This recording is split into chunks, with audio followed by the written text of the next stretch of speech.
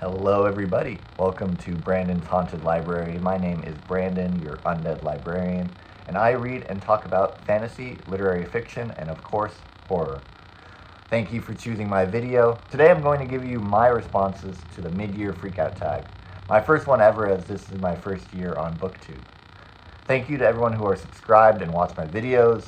If you're new here from this video, welcome and consider subscribing. I talk all about horror books, so if that's your thing, join the club. But the purpose of today's video is to reflect on the first 6 months of reading in 2025 and answer questions about books I've read or hope to read. So let's get right into the questions with my favorite question, which is best book you've read so far this year. And for this question, I'm going to give two answers. One will be my favorite horror book from the year so far, and another from my favorite non-horror book. Even then, it's difficult for me to narrow down just to these two. First, my favorite non-horror book would be Song of Solomon by Toni Morrison.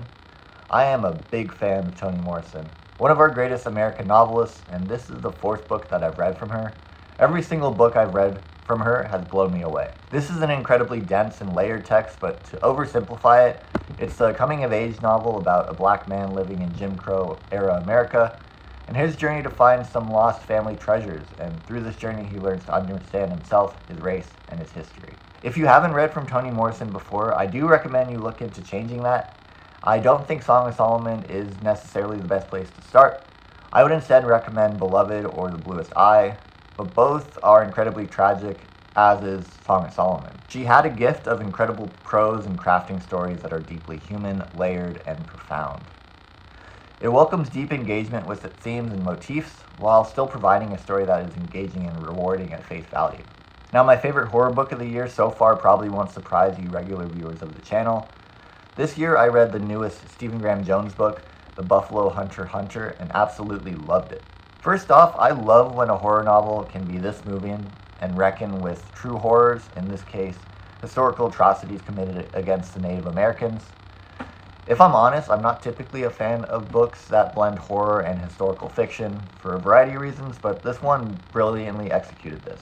It is told in a fragmented epistolary format that I loved, with each voice being unique and distinctive. It's centered on a diary of a Lutheran priest in the American West who records his strange encounters with a Native American man named Goodstab, and the gruesome stories he tells after Sunday service. It is epic in scope, about vampires in the American West, the intersection of religion and the making of a nation, and how Americans in modern day reckon with our gruesome history. And as a horror book, it hits all the right notes for me, bloody and brutal in many points, but existing within a chilling, intense atmosphere expertly crafted by Stephen Graham Jones. If you're a horror fan, I really recommend you check this one out. Now, the next prompt is the best sequel you've read so far. And for this, I'll easily pick The Stone Sky, which is the third and final book in N.K. Jemisin's Broken Earth trilogy. I absolutely love this series, and this final book was absolutely my favorite. This is a science fiction fantasy series set in a fantasy world called Stillness. The Stillness is a hostile world with regular natural disaster of apocalyptic proportions. And within this world, there's a group of people called Origines that have the ability to control seismic activities within their environment. In my opinion, each book in this series gets progressively better than the previous, with its final book being such a satisfying and exciting conclusion to such an incredible series. N.K. Jemisin is so talented for how much world building and lore she fits into this series, with some truly fantastic prose. And how she used this immense world to give commentary on our own society was masterful. Now, to me, this is how you end a trilogy, and I highly recommend you check out the series if you love science fiction or fantasy. I think we will be considering this series a classic in a couple decades. Next up is what new releases I haven't read but want to read. And for this, I'll give a couple because I really couldn't decide between these two because of all the great things I've heard about both of them. I want to read them both. First one is When the Wolf Comes Home by Nat Cassidy. I've seen a lot of people hype this book up on YouTube, which is exciting to me because I've been a fan of everything I've read from Nat Cassidy before. His novella, Rest Stop, was one of my favorite books I read last year, and I also really enjoyed Nestlings, which is somewhat of a reinterpretation of Rosemary's Baby. Nat Cassidy himself has said that When the Wolf Comes Home is an homage to 80s action paperbacks, which sounds right up my alley and sounds like a style of horror action that I feel he can really nail. And from what I've heard from friends and other creators, it delivers on emotional depth, as has been the case with his previous books. In this case, trauma, grief, and complicated relationships with family. I don't know too much plot-wise, but I know there is a werewolf, so I'm definitely excited to get to this soon. Next up is a debut novel which was not even on my radar until it came out and I saw so many glowing reviews for it, with particular praise given to its prose. And if you know me, I love good prose and a good scary story. I'm talking about The Lamb by Lucy Rose. This book is a coming-of-age story focusing on mother-daughter relationships. It tells the story of Margot and her mom, who live in an isolated cottage and slaughter and eat strangers that knock on their door. From everything I've read from people I trust, this book is going to be right up my alley. On this channel, I do an episodic series called Silver Scream to Broken Spines, where I read books that I think would be good companion pieces for some of my favorite horror movies. And I think that The Lamb might be a good book to read for Texas Chainsaw Massacre, which was a video I was already planning to make for later this year. So keep your eyes peeled for that, but regardless, I will be reading this before the end of the year. And if you read either of these, let me know how you like them in the comments. Next up is my most anticipated release for the second half of the year. This is definitely The End of the World as We Know It, which is a short story anthology based on the apocalyptic future that Stephen King created in The Stand. I'm currently reading The Stand for the first time in anticipation for this release. If I finish it this month, I'll share my detailed thoughts on it in my next wrap-up, but I'm definitely really enjoying it. Part of the reason this is highly anticipated for me is because I am such a big fan of Stephen King, but more so I'm just so excited for the list of contributors and finding out their interpretation of this world. I'm particularly excited for short story contributions from Nat Cassidy, S.A. Cosby, Tanana Reeve-Dug, Gabino Iglesias, Ronald Malfi, Paul Tremblay, Catriona Ward, and Chuck Wendig. I just find it really cool that Stephen King has let these writers build upon his vision. It feels like him passing the torch to the modern age of horror authors. I can't wait for this one to come out. I am first in line at my library for the ebook when it comes out in August. Next question is, what is my biggest disappointment? Now, I hate bashing on books. I know some people love rant reviews, but I don't. I don't like watching them, and I don't think I'll ever give one publicly. So for this, I'll start with his accolades and disclose that I am disappointed more that I didn't enjoy this book, because I know other people really enjoyed it and I can understand the reasons why. My biggest disappointment is the 2024 Bram Stoker Award-winning Haunting of Belkwood by Gwendolyn Kist. I thought it really had potential as an original approach to a ghost story, but I was just overall underwhelmed by it. The characters and the stories just felt a little underdeveloped for me. It's definitely not a bad book, and there was a good amount in here that I really enjoyed, but I definitely found myself disappointed with the book as a whole after I finished it. And I became even more disappointed when later it went on to win the Bram Stoker Award, because I wish I could enjoy it as much as many other horror fans and writers do. But major congratulations to Gwendolyn Kist on the award-winning book. I wish that I loved it, but I'll definitely plan on reading more of her work in the future. Alright, now on to a funner prompt, which is my biggest surprise.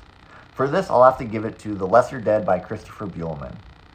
And this really shouldn't have been a surprise for me, because I first became aware of this book in the acknowledgement section of the Buffalo Hunter Hunter, in which Stephen Graham Jones sings high praise for Christopher Buehlman's vampire masterpiece. And I also know that Buehlman wrote Between Two Fires, which a lot of my favorite booktubers sing praises for as well. But with all that, I wasn't expecting to love The Lesser Dead as much as I did.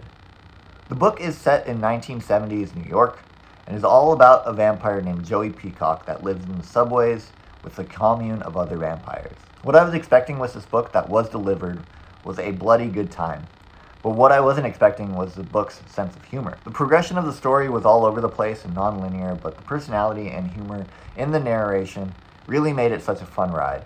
I could not put this book down. I absolutely loved it.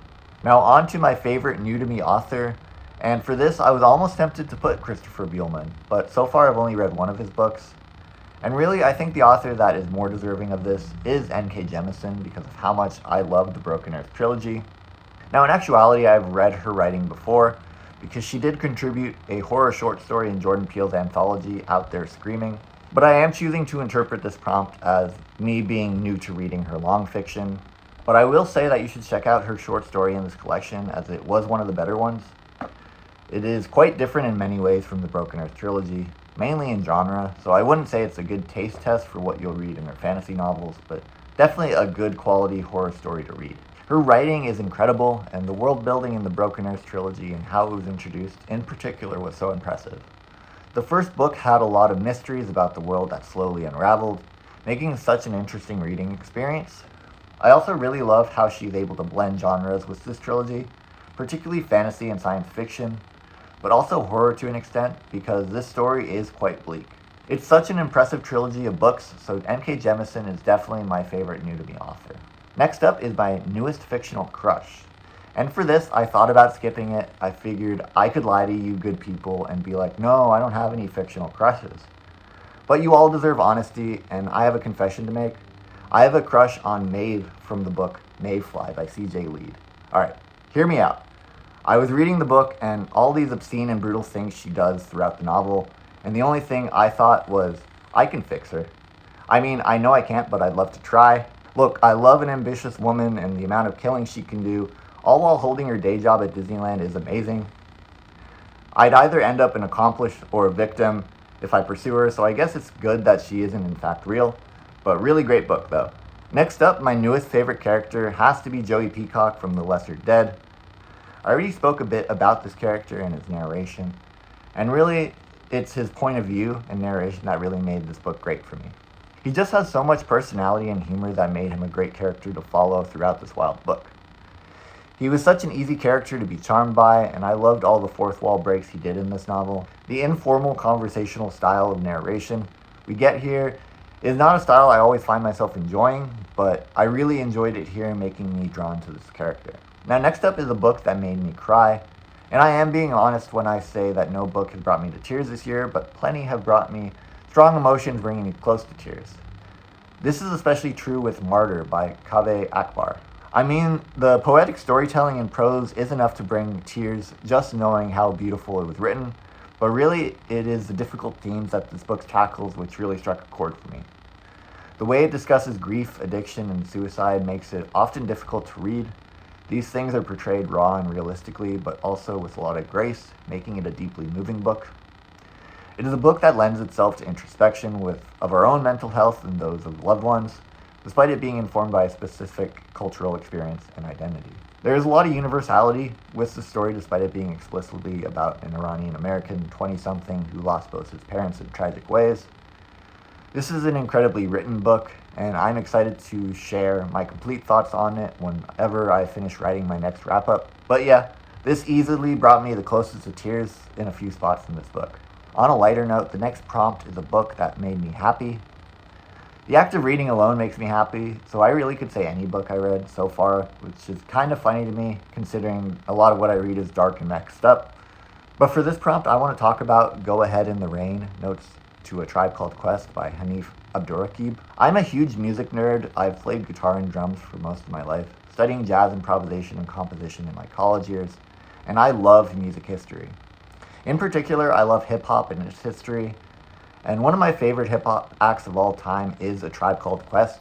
And this book does something beautiful which I don't see very often, which is a music journalist that takes to writing biography of group by reflecting upon what the group meant to the journalist. I was not familiar with Hanif Abdurraqib before picking up this book, but I was so impressed with the passion and respect with he approached these essays. The way he seamlessly relates personal stories of his own life with the legend and music of Tribe was so impressive. And it was emotionally and culturally poignant, and there were definitely some sections that made me close to crying as it discussed the sudden death of Phife Dawg. This book is a love letter from one music fan to a group that shaped his life, and it was really a treat to read and left my music-loving heart full to the brim and desiring to listen to these legendary projects over and over. If you are a hip-hop head, I really recommend you check this book out. It is so much more than just a biography.